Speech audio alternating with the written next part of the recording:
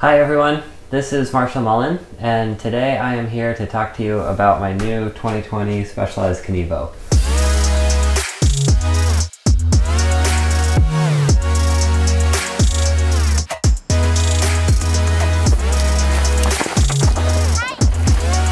This is a relatively new bike from Specialized. The new version has many improvements over the previous 2018 model.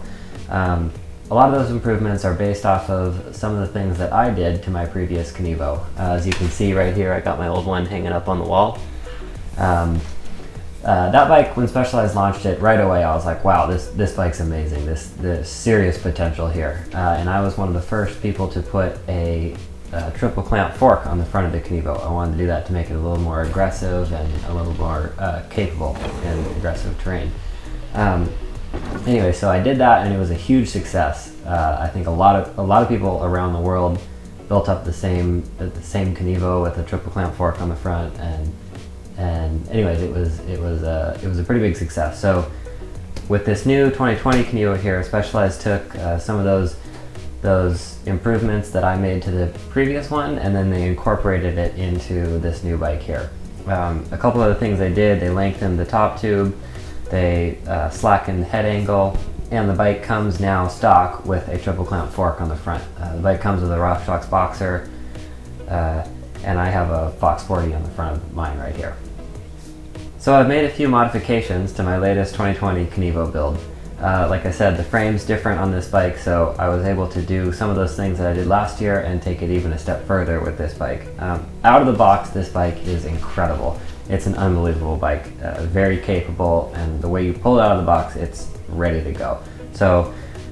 But with this new version here, I did a couple things to it, and I want to walk you through some of the things I did. So on the front of the bike here, the biggest difference is I put a 29 wheel on the front. And to do that, I had to change the fork and put a Fox 49, which is the 29 version of the Fox 40. So we got a 29 wheel on the front. And then on the back, I kept a 27.5 wheel. Now this bike comes standard 27.5 front and rear. So the change that I made here is I put a bigger front wheel and kept the rear wheel the same size. That bigger front wheel really just helps keep the bike stable on rough terrain. It provides a lot more control for the front end, and it gives the bike a different feel than a 27.5 wheel does on the front. But when you keep the smaller 27.5 wheel on the back, it enables the bike to handle much better in corners. So for this, we got a 29 on the front, keeping the bike very stable, and on the back, 27.5, enabling you to corner much better.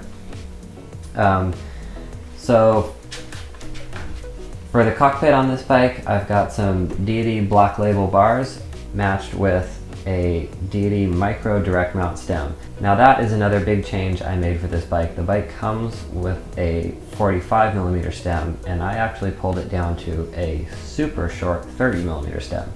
So if you look on the front of the bike here, the handlebars actually sit almost on top of the steer tube. It's very far back to the point where you have to cut the steer tube to fit underneath the handlebars. So what that does is it provides a shorter cockpit. It brings the handlebars back farther than a normal stem would. Now for sizing on this thing, I have an S4. I'm about 5'10", and I'm on an S4, which is, according to numbers, that's a pretty big bike. So the S4 is big, it's long, but with this micro direct mount 30mm stem I have on here, I'm able to keep my cockpit short but still have that long wheelbase. I'm a huge fan of bikes with long wheelbases. It provides so much more stability, but it gets a little challenging to ride the thing when your cockpit is longer too. So what I have here is the size S4 long wheelbase, but a shortened cockpit thanks to this 30mm micro direct mount stem. So the stem is sort of my key to victory with this bike right here. Such a huge part. All right, now let's go over suspension. So suspension, like I said, on the front, I have a Fox 49, but one of the things I did to that is I reduced the travel down to 180mm. The 49 comes at 203, but I was able to have Fox make me a custom air shaft that reduced the travel down to 180 millimeters.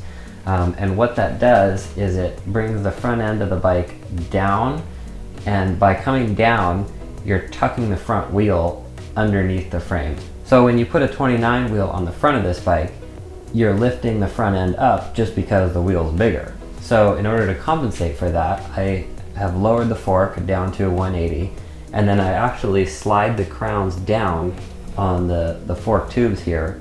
And what that does is it lowers the front end of the bike to compensate for the bigger wheel, but it also makes the head angle a little less slack, which is actually bringing and tucking the front wheel up underneath the bike.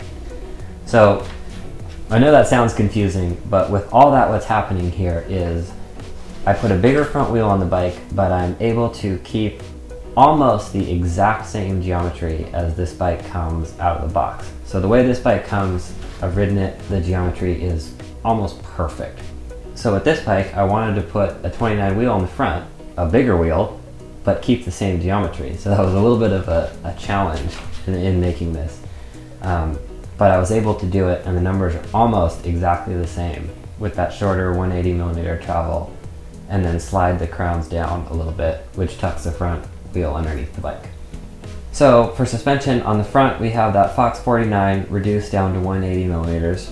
And then on the back, I have the Float X2 rear shock. That is an incredible shock from Fox. I've ridden all their shocks. I've been on the Coil X2 for a while, and I recently swapped over to this Air right here, and it's incredible. The thing is so sensitive, and it's much lighter because it's an air shock. So I actually have that shock on all my bikes right now, and it's a perfect match for this bike. All right, and for the seat post on this bike, I went with the Fox transfer post. It's the 175 millimeter drop. I was just barely able to cram that thing in there, but it's great because the seat post is super smooth. It's very responsive. You can position it anywhere, but you still have that 175 millimeter drop, which is a tall drop. Now for drivetrain on this thing, this is something that's much different than the bike I had last year. With this year, I went with the SRAM AXS Eagle. That stuff is amazing. It's brand new for me to be riding SRAM this year, and one of the first things I wanted to do was get this AXS Eagle on my bikes. I heard good things about it, I had tried it, I thought it was good, but I put it on here and I am blown away. That is one of the biggest improvements I was able to do to this bike right here. It is very precise, responsive, and quick acting as far as the shifting goes, and it just makes a huge difference to your riding as a whole. You know, with these e-bikes and their motors, I'm a huge proponent of shift a lot and shift fast, and to keep your cadence perfect, and that's a perfect match for this bike. So I got the SRAM AXS on this bike, and I'm so happy with it.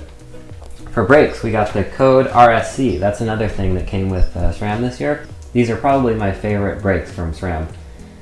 Very powerful, great modulation, and I think my favorite part is the feel of them. The feel of the lever and the power they deliver is it's unmatched.